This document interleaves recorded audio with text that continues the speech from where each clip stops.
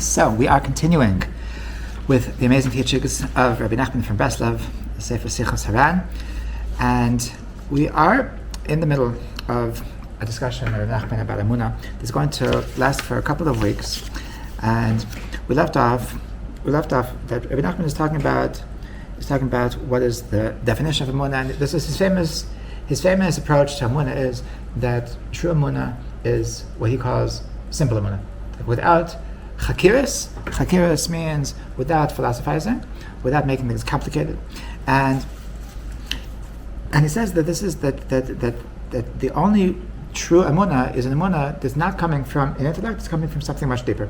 Right? So he says like later on we're still in chapter 32, but he says in 33 he says.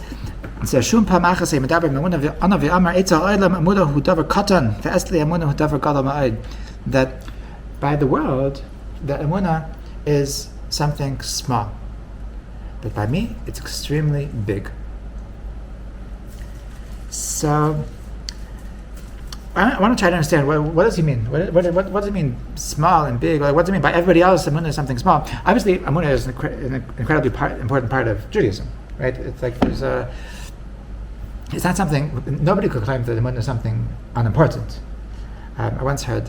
I was at this class by some extremely liberal, like super liberal, open Orthodox kind of rabbinit. And she was saying this ludicrous idea that she said by Christianity, so everything that matters is what you believe in. And Judaism, so it's not about what you believe in, it's what you do. Judaism believes in mitzvahs. Judaism believes that you have to act according to Hashem. And she was literally taking this to a place that the difference between Christianity and Judaism is that Christianity cares about Emuna and Judaism doesn't care about Emuna, because you can really believe in whatever the heck you want as long as you show up. As long as you go to shul, as long as you keep Shabbos, so nobody's going to ask you, by the way, do you really believe in this stuff? Me neither. Actually, I was like, but as long as we show up, as long as we put on tefillin every day, as long as we keep kosher, so then we get A++, and like what you really think on the inside, that doesn't matter. So that's, I don't know how she could possibly say such a thing. It's so ludicrous. It's so obvious in the Rambam and Shulchan Aruch that a person without Emuna, so he's considered like a guy, a person that doesn't have the 13 principles of faith. So then he says he doesn't have a share in the world to come. A person could, just the opposite, a person could do every single sin in the book. A person could be a murderer, a person could be a shoplifter, a person could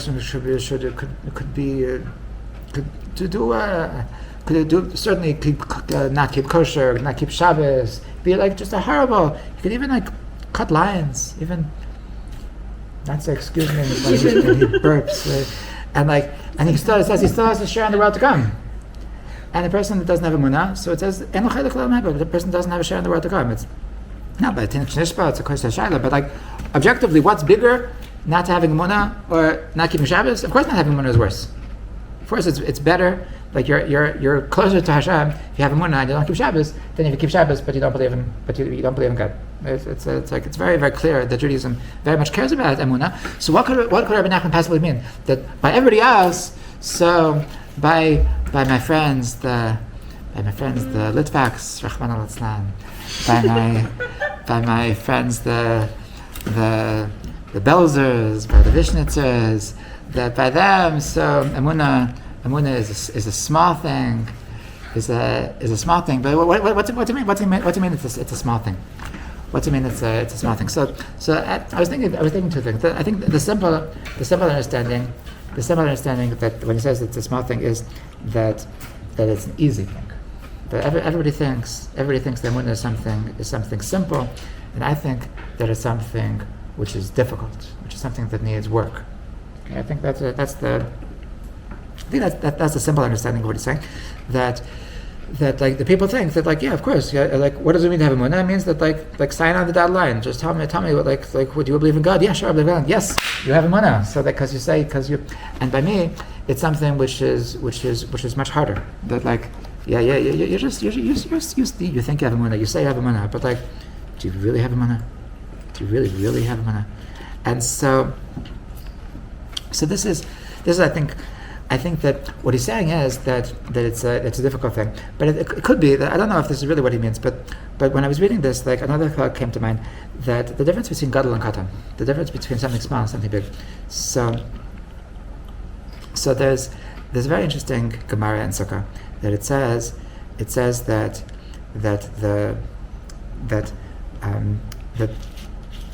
who was it, that Hillel had many students, and the gadol shebehen was Yonasan ben Uziel, and the katan shebehen was Rabbi Yochanan ben Zakkai. And the Gemara goes on to say that Rabbi Yochanan ben Zakkai, he was the katan shebehen, he was the smallest of all the students. And what was his status? That he was the katan shebehen. That lo hiniach shum midrash v'sifra v'sifri v'gemara v'mishnah v'brisa v'tosefta and that there was nothing. And Sichot the column, it goes on like a list of all the different things that he knew everything. He knew everything there was to know about everything, and he was the smallest. And at the end it says the davar gadol v'davar katan, and a big thing, a small thing, and so one time I thought, like Rabbi Yochanan ben Zakkai, he was the Gedolei Dor. He's from the Bali Maseres. He's one of the people that the Torah went through him. So what does it mean that he's the katan shebehem? So once I thought that when we talk about katan means small. That there's sometimes a person needs to be small-minded, and sometimes a person needs to be large-minded.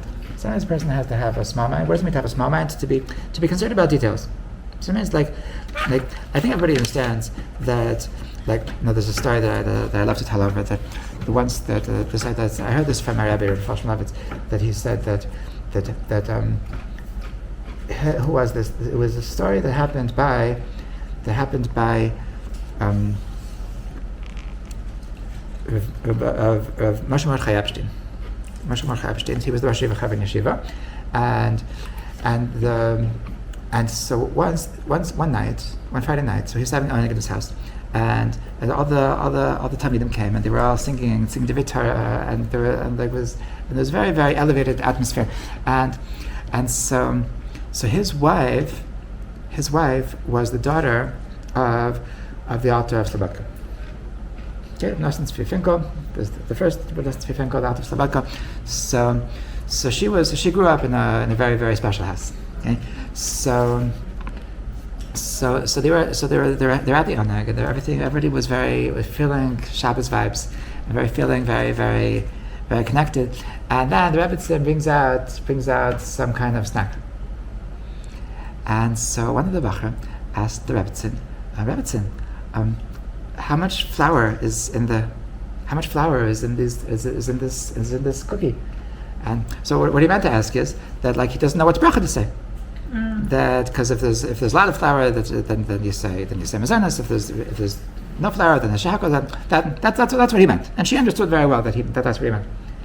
And she said, I don't remember, but I do know this: that at my father's house, if a person would have such a situation, he would just say the bracha quietly. And to me, it's such an awesome story because what was she saying? That hello, we're you don't see the malachim, you don't see all the angels are coming, you're not feeling Shabbos, and you're bringing the conversation to how many spoons of flour I put into these cookies. What are you thinking? What are you doing? How could your mind be on details like that when we're trying to get malachim and we're trying to feel Shabbos, and that's the difference between davar gadol and davar katan. Davar gadol is are you feeling Hashem? Is Hashem really in life? And davar katan is that but you have to know the halacha, and to know the halacha properly, you have to learn the sugya for 15 hours, and you have to have every single and so there's something about it's important to have davar gadol, and that Yonasan ben Uziel. So it says that when he would learn Torah, when he wrote his perushim, so then everything there was fire, and it says that the baskol that came out, it was he was connected to the angels, he was connected to the other world, and And Rabbi Yochanan Zakkai, he was the one that was actually answering halacha questions. There's I once heard from one of my Abarim, he told me, I forgot which Rebbe was, that he was friends with some Rebbe that I can't remember who it was, that there was some Rebbe that was telling his friend who was a dayan that it's very usher that people that it's preachers that the boys and girls that they go on lots of dates. I heard that in Litvish Olam that they go out 8 times before they get engaged. Mazeh, what? You see, you saw her. She's pretty enough. Come on. No, put a ring on her finger. And so the preachers. How can you go on this? I heard that they go to lobbies. They go on walks. And so where does he want them to go? So he wanted to get married. So he's saying his friend the Dan was saying that it's very nice. They go to him to be Masada Kedushin. They come to me when they want to get divorced. And it's very nice. You can you say just like at Pisos, you're like I know that when they have real problems, it's what do I do now? Now I'm stuck. So now they come to me.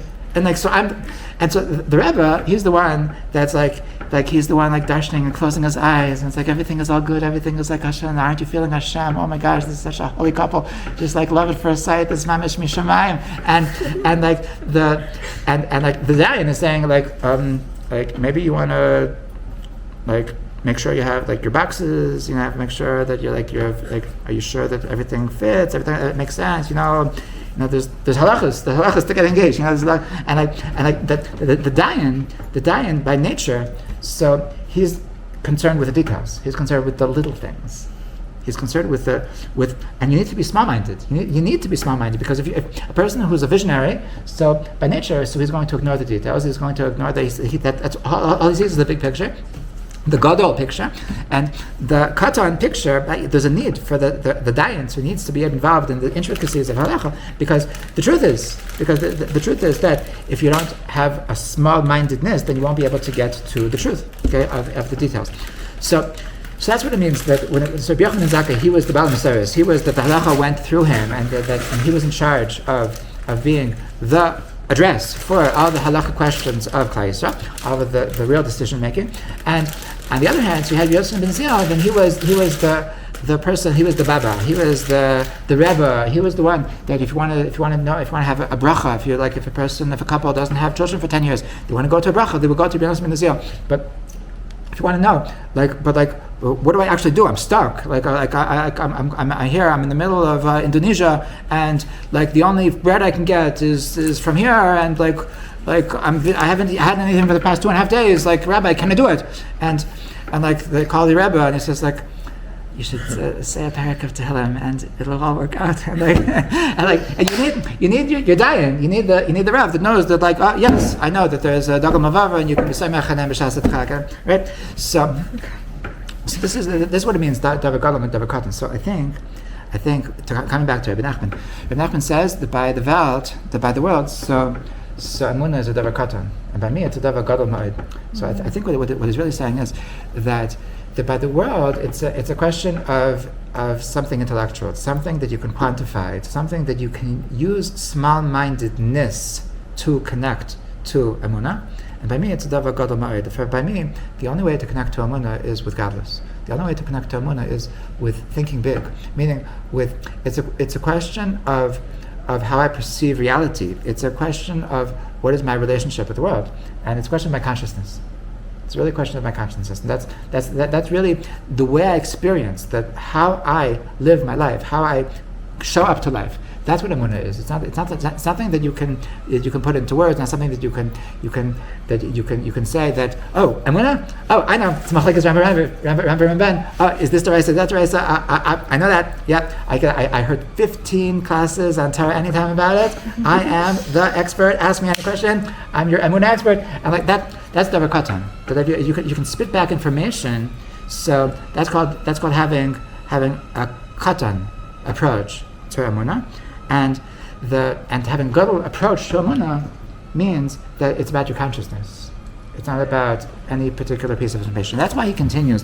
And ve'ikar emuna hu b'li shum chachmat v'chakiras klal. That it's not about any kind of understanding. It's not kind of any philosophizing. Rak b'pshitus gomer, just with complete simplicity. K'mosha nashim v'hamon am haksherim maminim, like the nebuch, the women, and that like that was a joke. And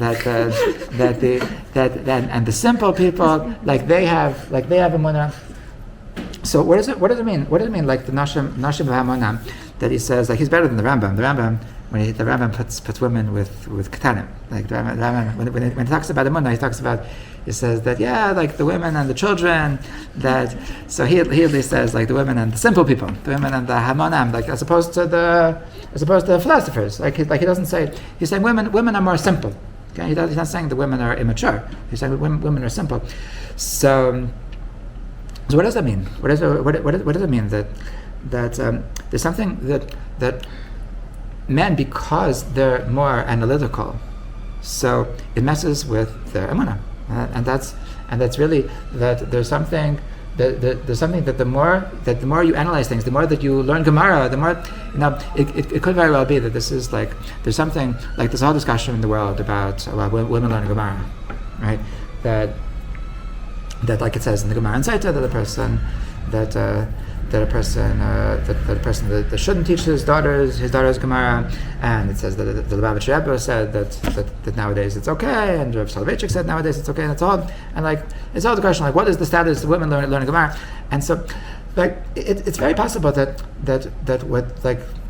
what the Gemara really means to say is that there's something very holy about the simple approach to life, which requires not being cunning, not being analytical, and not overthinking things, and that the Torah is appreciating the fact that a woman has a certain intuition, and their approach to life is intuitive and it's not analytical, and that's precisely what the Gemara wants to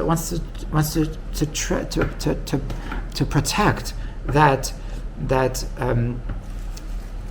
simplicity, to protect that innocence, to protect that intuitive approach to life that doesn't overthink things, and that's why once you're like to teach Gemara is like it's more like but what of that, and like just to overthink everything. And I think what the Gemara is expressing this idea that there is something very precious about not overthinking anything, and like so like you need rabbis. You need to have rabbis. So of course you need if you want to produce rabbis. So people need to learn in yeshiva. And if you learn in yeshiva, the only way to produce rabbis is to be able to be experts in Shulchan Aruch and be experts in Gemara and be experts in what to do when you have like 15,000 different opinions and every shayla. So then you have to know like how to prove something wrong, and that you need somebody who's in the what you call it, who's like the person who's the judge, who's gonna like you have two people coming to him and he says like you're lying, and you need somebody who's going to be straight and somebody who's going to be critical, and but it could be the Chazal saw something very beautiful about the innocence of the intuition of a woman, and they were saying that better not to mess with that, better that you to leave it the way it is, and so that's what Rabbi Nachman is saying, that this is the emunah that every Jew should strive for. That the emunah is something which is just simple, and like I remember I once heard from Rav Lechter that he said this, that he heard this from, I forgot which one, that I think the mother of Rabbi Vam Arlinger. I believe he said that he was somehow connected with them, his family in Schweiz, but that somebody, Rabbi Vam Arlinger was a Rosh Yeshiva in Kaltar, in Beit Vegan, and he lived in Gula, and so I think this is a story about his mother and father, that his father was very sick, and his mother went out, like was with him, and she went out to the porch, and she just like screamed up to Hashem, and she said, "Papa, you can't do this to me," and then he got better, and like he came back, and like he was saying like, you're not allowed to talk to Hashem like that. You're not allowed to force.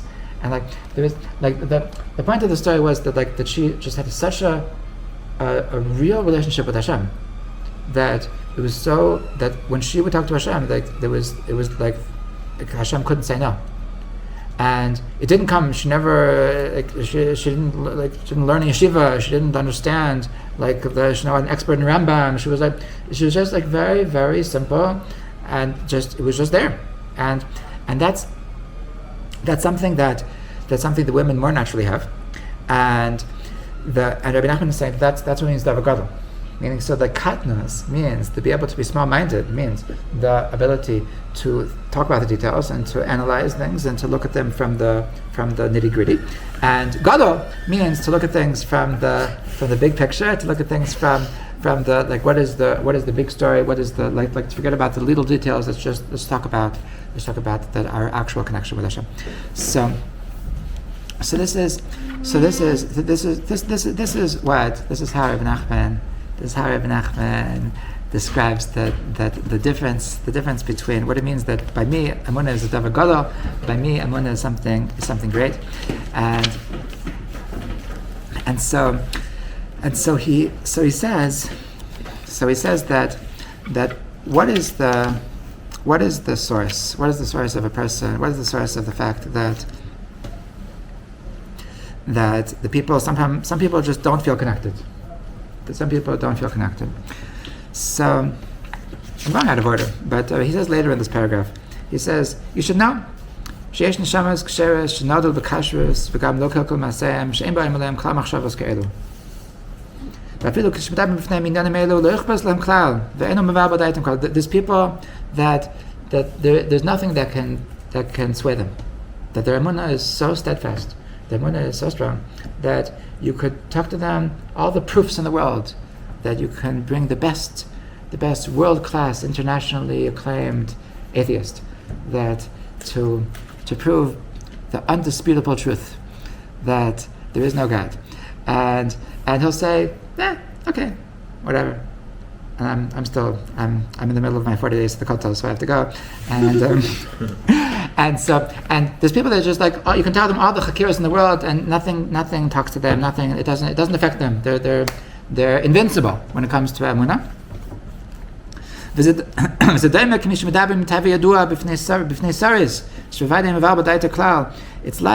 It's like he says that it's like talking about sexuality to a sris.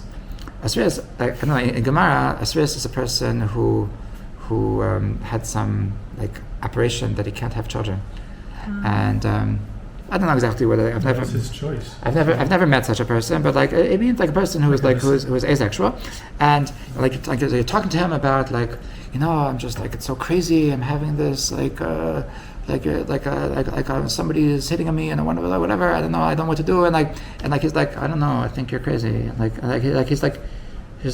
sorry. I'm just not I don't understand what you're talking about. What's the big deal? Just stop thinking about her. And so he's saying that to them that somebody once said it's a person who's not. It's like talking about. About colors to a person who's colorblind. He just doesn't understand what you're talking about. So he says that there's people that their Emuna is so fast, is so clear, it's so part of them that when you talk to them all of the proofs in the world, so it's like trying to convince a person who doesn't understand, who it has no feeling to this hey, come on, let's do an avera with me. And so he says that and really, so the first thing is that he says that you have to understand that that Emuna is partially a temperament.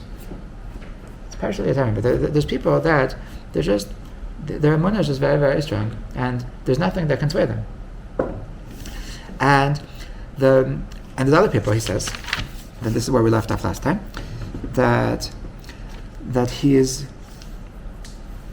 That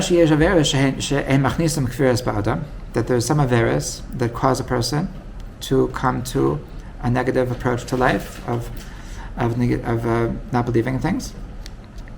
Usually, the word kfira, the word kfira is a loaded word. Usually, I'm not sure what it was 350 years ago, but in today's society. If you use the word kfira, it's already like it means that you're a very harsh person. Like kfira, it's a harsh way of it's a harsh way of talking. Like somebody on Tisha B'Av, and on Tisha B'Av, somebody shared a kina that was written for their off the derech children. Not for the off the derech children. It was a way of it was like bemoaning the fact that they had children that were no longer religious, and so I texted the person that shared it that like I said, like I hope this was therapeutic for this person to write it, but I hope afterwards he was able to come to a place of love and a place of acceptance, and so what was interesting was that when I was reading the Kina, so the first thing that tipped me off that this is not up my alley is that he used the word kofer, koifrim v'Hashem, koifrim v'Torah is and they tell me that all the things that are important to you, they're just unimportant to me, and to use the word kfira is in our society is it's a harsh way of thinking. It's a harsh way of. So I'm not sure if Rabbi Nachman had this harshness to him, which is very possible that he did have a harshness to him, or that just it was a different society back then, and he just meant kfir as just whatever, just literally that kfir that it brings a person to doubt and it brings a person to confusion. So he says, so the first thing is the first source. What is the source? What is the source of kfira? What is the source of a person not having Emuna? The first source is in your DNA. The first source is in your genes, because that the nature of your soul has to do with the thoughts of your parents at the time of conception, and that if parents have very holy thoughts at the time of conception, that causes to bring down a very, very holy neshama, and if they don't, then it affects. It doesn't. The Balatanya writes that sometimes there's exceptions. Sometimes you can have extremely holy soul that comes from very unholy parents. You have Avram that came down from Terech. There's exceptions, but it could be. But the thoughts of parents at the time of conception, so it affects the nature of the soul that comes down. And so he says that's the first thing. The reason if a person has problems with Emuna, so the first thing that could be at fault is that he just has messed up DNA. Okay, it's it's not your fault. It's not your fault. It's just that that's the soul you got. You got a soul that's going to have to fight harder. It's not so strong in your. It's not so connected in your soul that you're connected to Emuna, and it could be that you're gonna have to naturally. You're gonna have to try harder. And this is something just like there's people that are naturally more ambitious, and some people who are naturally more lazy. There's some people who are naturally more kind. There's some people who are naturally more apathetic to the people around them. There's people that are more straight. There's people who are more conniving, more into cheating. They're more everybody has their own. Everybody has their own struggles in life. Everybody has a different temperament, and so what does this all depend on? It depends on just yourself. We're all born differently. We all have our different challenges, and so Rabbi Nachman says it's the same thing when it comes to Emuna. That there's some people that because of this is the soul that they were given. That the soul that they were given was such that their Emuna is not so steadfast. Okay, and number two. And there's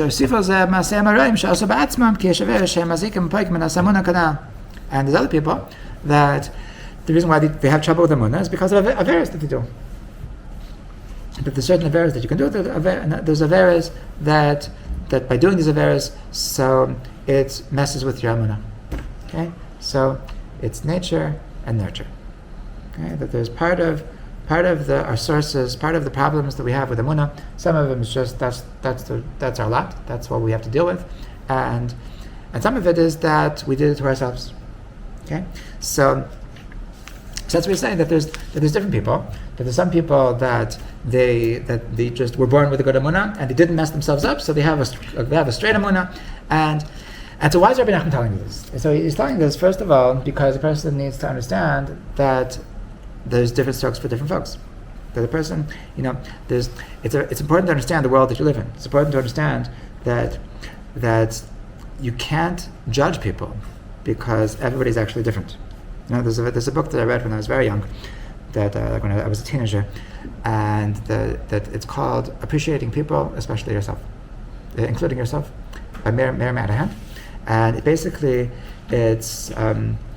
it's an adaptation of the Briggs-Myers personality type. And so, but what I love about the title is that her motivation in writing the book was, what does it mean appreciating people? That by understanding that people are different, so you can realize that you can't get upset at people, that there's nothing wrong with somebody that doesn't want to go to the party, because it's okay. You love going to parties because you're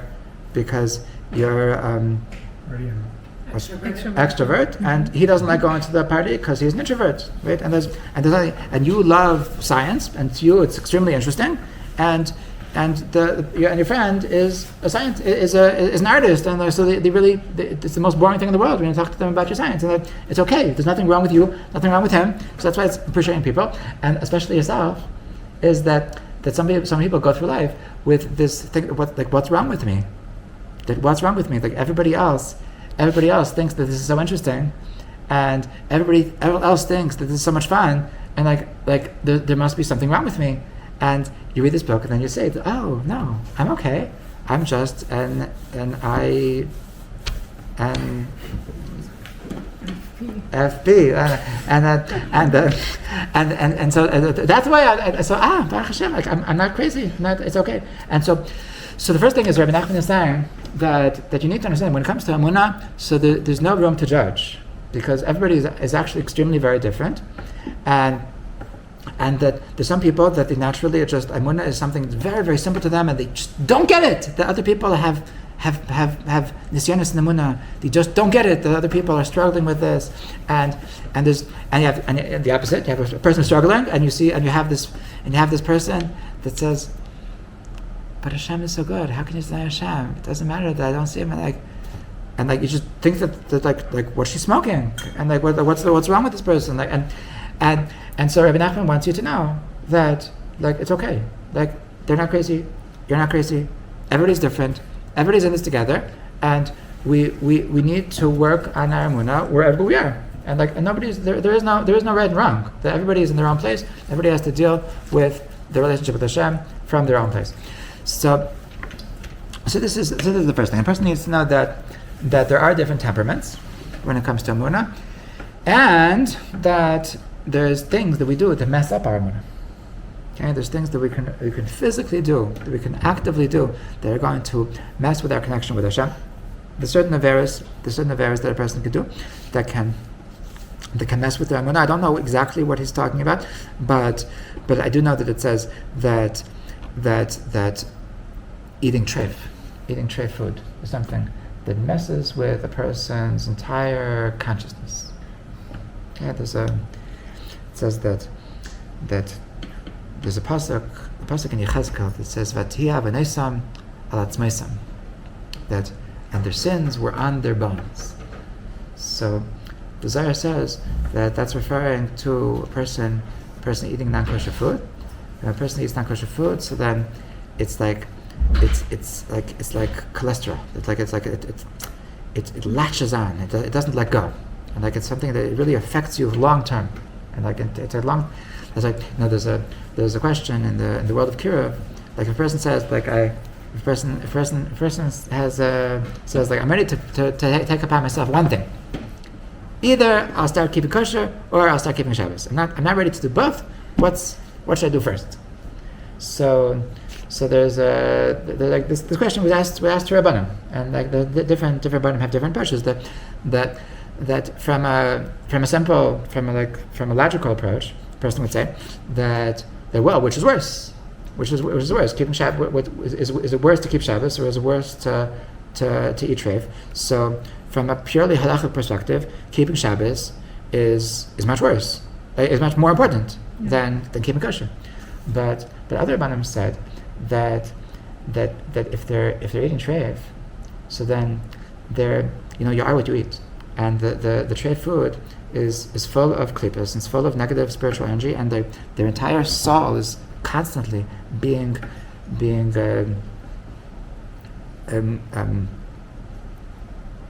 getting its nutrition from this klippas, from this tumah. And so that the first thing that we need to do is to get your soul present, to get that you're going to be just a little bit woozy when it comes to Emuna. As long as you're eating treif, so then your head isn't screwed on straight. So like the first thing is we need to just get rid of all this confusion, and because eating treif food is something that absolutely it messes with your brain. It messes with your ability to see things clearly, and of course, the most simple, probably the most obvious thing that messes with your Emuna is v'leis asura.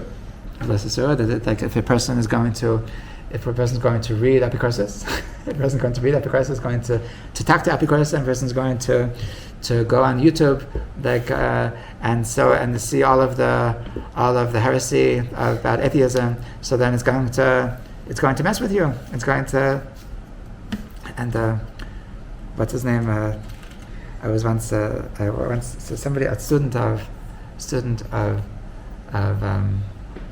Sam Haran. A student of what's his name? The community in the old city, the Rav Zilberman. A student of Rav Zilberman told me that the Rav Zilberman was once telling him that the biggest sorry. Like he told me that Reb Arla, that the Shem Emuna, Reb Aaron Rata, said that the biggest thing that takes away from Emuna, is talking to Apikoros.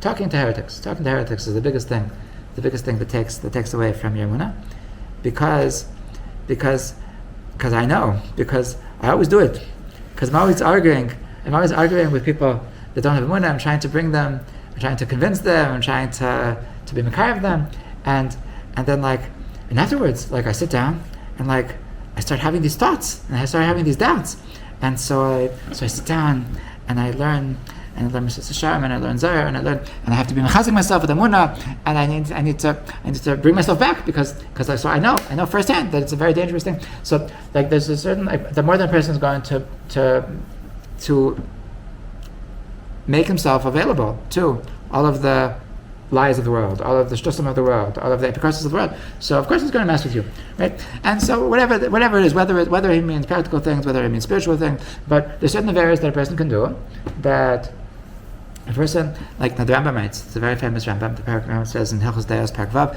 that it's the nature of a person to be affected by his surroundings. It's the nature of a person. It's teva ha'adam.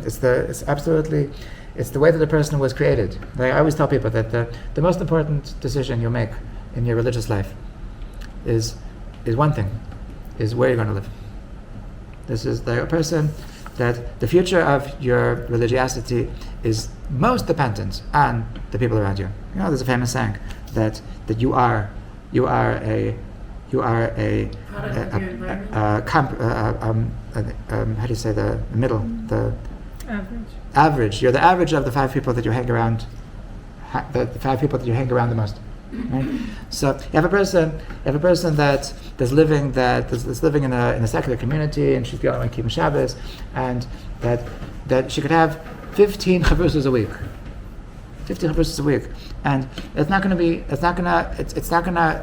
be as strong as a person that is not learning a holy word the entire week, but all of her friends are religious. About so how does it? Yeah, of course you can manage. But I'm saying, if you have a choice, if you're struggling with Emuna, and you have 2 options: either I'll go to a place that has a completely secular environment, but I'm going to have 15 chavrusas a week, Or I'm going to have 0 chavrusas a week, but all my friends, that the entire community is keeping Shabbos, the entire community keeps Shabbos, is keeping kosher, and all my friends, they're just like, that's just what they do. They're just, so the people around you makes much more of an effect on you than what you do. Where you show up, is really a small amount of what you're actually going to end up. So the radical thing in the changing what you're going to be is choosing your environment. So the Rebbe Nachman says that choosing your friends, that choosing the right friends is choosing the wrong friends, I should say, is the biggest avera that can affect your emunah. If you're going to choose to hang around people that are ridiculing halacha, if you're going to choose to hang around people that just think that you're just a little bit weird, and that it's going to have an effect on you. And so a person can actively mess themselves up. A person can actively cause themselves to fall into these pitfalls of which are going to mess with their emunah. And so this is another way that this is where this chakira is, where this way of thinking comes from. First of all, it's nature. First of all, it's just there's people with different kinds of souls. And second of all, is nurture. It's a person can mess themselves up and can be messed up by his environment. Okay, so he says, busha nishbar. So what is the antidote? How does a person that's dealing with these chakiras, person that's dealing with different kinds, a person that's dealing with these doubts, a person that's dealing with the fact that their emunah is not so strong. So how should I respond? So he says, "Roilai lispayish ma'od ala shenele begashmis kazeh she'asa ma'asim ke'elu shebalaze shivar lemachshavas keneged emunaseinu hakdesha chodesh hamalei is kol haaretz ki kol ma'as kveidai ve'olav b'ay machshavas chas v'shalom megarsha la'akar chas v'shalom yakum chayim shv'chai chayim mispach v'yisal shmei." So he says that what is the solution? How should the person react? If the person finds themselves that either because that's just the kind of soul that they are, that they naturally have doubts, or that they know that they messed themselves up, that they did certain averes, and because of their averes they messed themselves up. So what is the solution? The solution, says Rabbi Nachman, is busha. The solution is busha. The solution is that a person should have a mindset of embarrassment. That I know that this is not right. I know that this is not the way it's supposed to be. Busha is to feel shame, to feel that like this is not okay. It's not okay that I have these doubts. Like if a person, people have people with mental illness. So like there's different levels of mental illness. There's a person that has mental illness that is in denial, and that they think that their reality is the true reality, and that they think that everybody else is crazy. And then there's people that they have enough connection to reality to realize that their perception of reality is off. Okay? And that such a person that realizes that everything that I perceive is off. I think that I could jump off the roof and fly, but my psychiatrist told me that I'm not allowed to do that because I could actually die if I do that. But I know that he's wrong, but I promised him that I wouldn't. So I'm not going to jump off the roof because the person that has to deal with the fact that their perception of reality, that they know that they're wrong, they know that there's this other perception of reality which apparently works in some sense because the people that work with my perception of reality end up dead. So that I know that there's something wrong, but I'm stuck here. So they feel such a busha. They feel so embarrassed. They feel horrible. Like the people have told me that they would switch their mental illness for a physical illness in a second. That it's the most horrible thing to have to deal with the fact that you're not on the same wavelength as everybody else. It's a horrible feeling. And so this busha, if a person is able to have enough emunah to realize that it's a mental illness that I don't have emunah. There's something that I'm off. Everybody else is right. Those simple people that are saying Tehillim, so like they're normal. I'm crazy. And so Rabbi Nachman says that what's the best solution? What is the best antidote to the person that's having these doubts? The first step in the solution is to recognize the fact that it's okay. It's okay that I have these doubts. It's normal. I can explain to you where it comes from. But on the other hand, it's not okay. On the other hand, that I need to recognize the fact that I'm off, that there's something wrong with me. And that's beautiful. It's beautiful to be able to own up to the fact that I'm not normal, to own up to the fact that I'm not healthy, to own up to the fact that just because this is my perception doesn't make it true. So it's okay that I'm not perfect. And the fact that it's my reality doesn't make it the actual reality. So that requires a certain amount of maturity. And Rabbi Nachman says that if a person is able to have that amount of maturity, to recognize that it's okay that I have these doubts, as long as I recognize that the doubts are messed up, so that is my journey. That is my ticket to sanity. That is my ticket to actually be getting there. Actually, to be able to fake it till I make it. To be able to recognize that, like a person that's able to condition themselves, a person that's able to like a person with any kind of disorder, a person that's able to train themselves to be more, to care more about the people around them. Like eventually you fake it till you make it. Eventually it works. The person can condition themselves. The person as long as I recognize that just because I feel it doesn't make it right, it's valid, because of course my reality is valid. It doesn't make it right. So that's very important. We spoke about it last week, that to validate somebody doesn't make you can validate somebody even without them being right. So you can validate yourself without it being right. So it's valid. My feelings are valid. My perception is valid. That doesn't make it right. And so to show up with the understanding that just because I have these doubts doesn't make it right. So this is the ticket to sanity. This is the ticket to actually coming to true Emuna. So this is how a person can actually solve this problem. It can actually overcome the issues of having chakiras, of having kafiras. I'll just before we finish, I'll just say that the last point that Rabbi Nachman writes, that in this parak, in this Torah of Lamed Beis, is that a person that doesn't have Emuna is really, it's sad. It's really sad. Like a person that, I've spoken to so many people that don't have Emuna, that they all tell me that I wish I had Emuna. I miss my old self that had Emuna. There's people that when they stop living in Hashem, they go through a grieving period. They literally feel like they're something died inside of them, and they wish they could go back, and because of their stupidity they think that they can't go back, and because they don't have Rabbi Nachman, and because they don't know that it's okay to have kfir, just as long as you have busha, as long as you realize that it's valid, that doesn't make it right. It's such a beautiful advice that a person. What do? I don't have Emuna. It's okay that you don't have Emuna. Just know that you're crazy. Just know that.